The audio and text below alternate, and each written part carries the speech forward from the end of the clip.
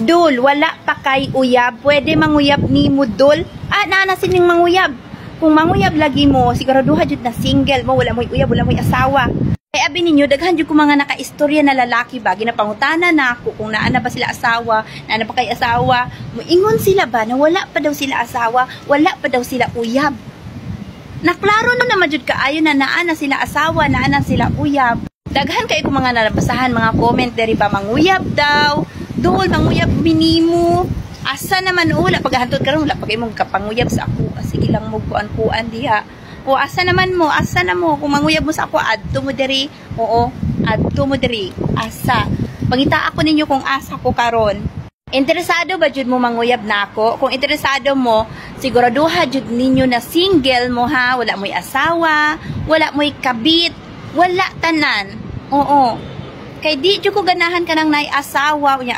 Mahibalaan na ako isa ka adlaw na asya'y asawa, na asya'y kabit. Basig awayon pa ko sa inyong asawa. Kaya ang mga lalaki karon ha, ako di na ako ginasisi ang babae. Kung anong naay mga babae na nagaselo sa lalaki. Kay naay ubang lalaki, kay bisag na anay asawa, mangita ra gihapon og ubang babae. Kay dili pa sila kontento sa ilang asawa. Di pa mo kontento sa inyong asawa.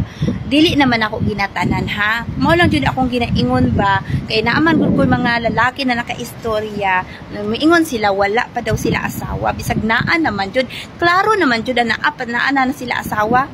Klaro jud kaayo ba na naa sila asawa. Anong maingon man sila na wala sila asawa, na klaro naman kaayo na naa sila asawa. Ako guys, nagdugay na ko diri sa kalibutan. Makailan na jud ko sa lalaki kung nagtug-an ba jud og tinuod og dili. Kay naay mga lalaki na dili gatugan og tinuod.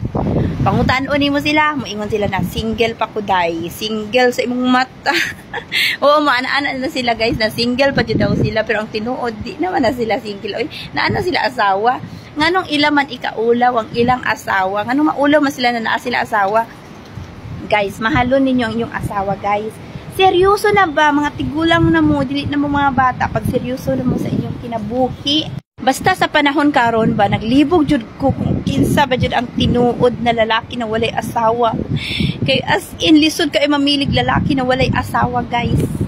Kay sa panahon karon daghan na kay mga kabataan ba nagsiasawa og sayo. Naapa gani nag-comment diri ingon niya dili jud daw siya manguyab or di jud daw siya mangasawa hantod na di ko niya makita na anak ko'y uyab na anak ko'y asawa. So, kung di ako mga asawa, mag 40 na lang ko, di pa ko mga asawa. So, dili pa jud ikaw mga asawa. Kay, imo jud ko paabuton. Kamo ba guys? Oo, abi ninyo, dili man ginadali ang pag-asawa guys. Basta di ninyo gadali. Kay, nay uban diha mga tao ba, gadali silang asawa. Unsay nahitabo sa ila, nagsisi sila sa huli, di ba? Pinagsisihan nila. Dili ginadali ang pag-asawa guys. Kuan na, as in, pinag-iisipan jud na guys, dili na ginadali, okay? Kaya ang uban diha ba bisag naa nay asawa mo ingon ra gihapon na wala daw sila asawa, bisag naa naman sila asawa. Ngano man jud na inyo man jud gina nganong mamakak man jud mo na naamoy asawa, ayaw lagi mo mamakak. Oo. Pamakak jud mo.